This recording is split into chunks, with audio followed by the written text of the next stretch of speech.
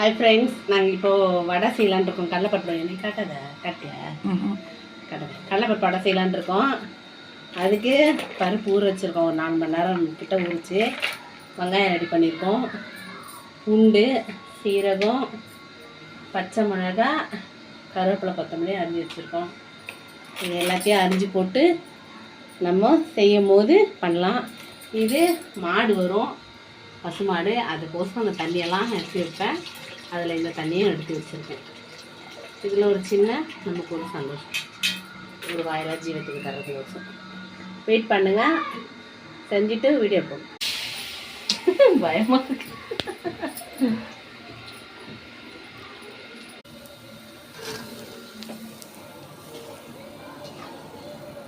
பாருங்கள் ஃப்ரெண்ட்ஸ்,